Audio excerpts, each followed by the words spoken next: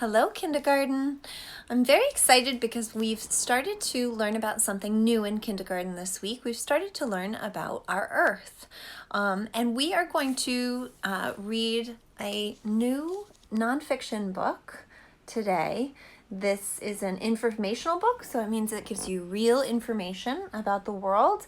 And since we're learning about the Earth, we are reading a book called From Seed to Plant.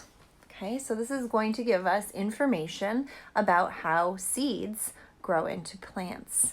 And it is written and illustrated by Gail Gibbons, who is an author and illustrator that we have read before. Gail Gibbons wrote the book that we read on how a house is built. She also wrote books that we read about frogs and tadpoles. So she writes a lot of nonfiction books that we've read before in kindergarten.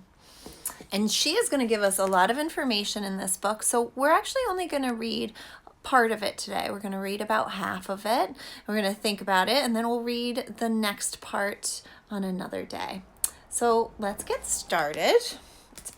Here's the front cover, back cover, which means that here is the title page, From Seed to Plant by Gail Gibbons. You're going to see a lot of information, not just in the words, but also in the pictures. So Gail Gibbons uses a lot of labels in her drawing, which is something that we've used before when we've written informational books about wolves and owls and salmon. So these flowers are labeled. These are types of plants, and they're labeled the tulip and the daisy and the rose. Most plants make seeds. A seed contains the beginning of a new plant. So that word contain, that means to have something inside it. So a seed has inside of it the beginnings of a new plant. That's one of our fancy words that we can use when we're talking about things on the earth. You can also use it to say things about things in your house, like your cupboard contains dishes. It means it has dishes inside of it. Seeds are different shapes, sizes, and colors. Look at all those different seeds. All seeds grow into the same kind of plant that made them. So in this picture, she's giving us a lot of information because she's showing us the sunflower, and you can see the seed, and it's labeled sunflower, and right next to it is what the sunflower looks like as a plant. And here is an acorn, and an acorn grows into an oak tree. Many plants grow flowers. Flowers are where most seeds begin.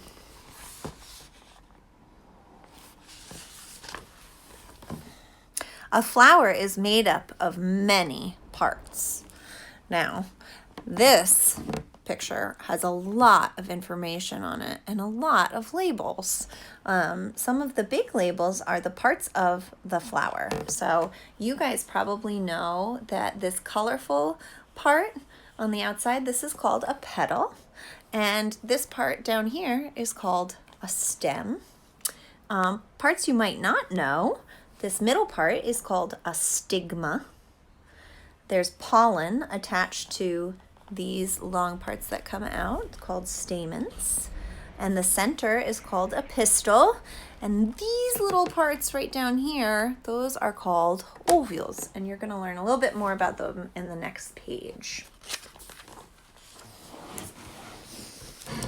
Before a seed can begin to grow, a grain of pollen from the stamen must land on the stigma at the top of the pistil of a flower like itself. So that was a lot of information. I'm going to move this just a little bit. So let's read that again. Before a seed can begin to grow, a grain of pollen from the stamen, which is this part here, must land on the stigma, which is way up here, at the top of the pistil, this part, of a flower like itself. So that pollen must have come from another flower just like this. It couldn't have come from a different kind of flower. This is called pollination. That is a big fancy word for all of that information. Pollination happens in different ways.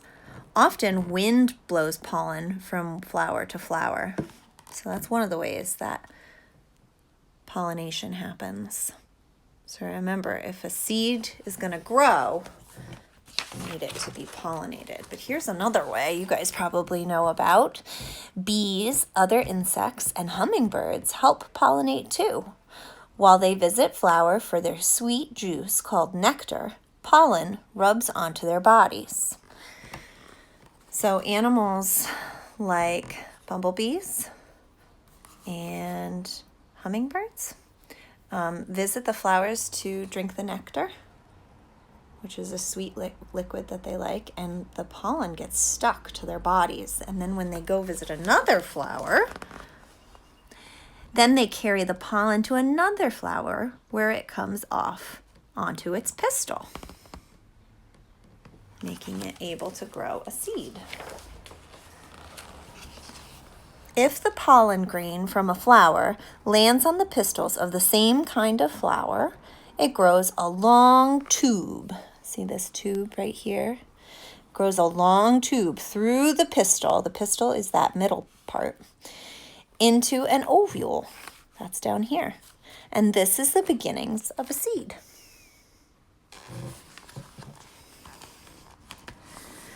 The seeds grow inside the flower, even as the flower begins to die. So sometimes you see flowers that are wilting and dying, but the seeds are still growing inside of it. As the seeds become bigger, a fruit or pod grows around them. So this is an example of a pod that you guys might eat. But you may have also seen pods that have fallen off trees. And that is what happens when the seeds grow bigger. A fruit contains seeds. So all fruit was once a flower. So if you see like an apple tree, you'll notice actually right now, or a cherry tree, they have flowers all over them. But if you give them a little time, the flowers are going to dry, and the fruit that contains the seeds will grow bigger. The fruit or pod protects the seeds.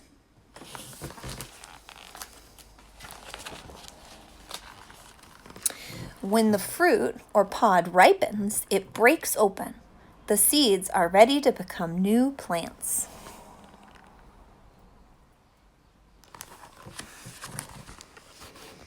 Some seeds fall to the ground around the base of the plant where they will grow. So this is one option. Some seeds just go straight down. So if you see a lot of plants that are close together, those seeds might have fallen down and grown into new plants. Some pods or fruits open and the seeds pop out. So that's this one here. They kind of pop. Sometimes when the birds eat berries, they drop the seeds. Other seeds fall into streams or ponds, rivers, or the ocean.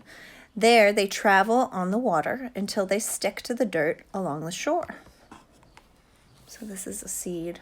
Looks like it's a seed from some sort of palm tree that floated away until it hit some soil on the shore or some sand. The wind scatters seeds. Some seeds have fluff on them that lets them float to the ground like tiny parachutes. Others have wings that spin as they fall. I bet you guys have seen both of these. So this is a dandelion, and dandelions will turn fluffy, and their seeds, you can blow them. A lot of people blow them and make a wish, and their seeds fly away to land somewhere else and grow into a plant. And these are maple seeds. And when they come off the tree, they go around and around and around and around to fall to the ground. That word scatter, is another one of our fancy words for this book. And to scatter means to put things all around in different places. So when the wind scatters seeds, it means it blows it all over into different places. So, word scatter. Animals help scatter seeds too. They hide acorns and nuts in the ground Some seeds have hooks that stick to the fur of animals or people's clothes. Later, they drop off onto the ground. So you guys have probably seen this animal, the squirrel, who collects acorns or nuts and hides them. And sometimes they forget where they hid them, and they grow into, if it's an acorn, it would grow into an oak tree. And we are an animal that scatters seeds too by attaching them to our clothes sometimes.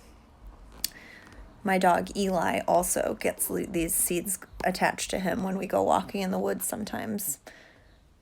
So we're going to stop here for today. This book is long and it has a lot of information to think about. So I want you to think about, until we read our next part of this book, what are the really big ideas in this book? What's the really important information? Like, you might think, well, it's important to know that seeds come from plants. You might think it's important to know that plants grow from seeds. Think about what the really important information and the big ideas are in this book. And next time we read, we will finish and learn a little bit about what plants need to grow from seeds into plants. All right?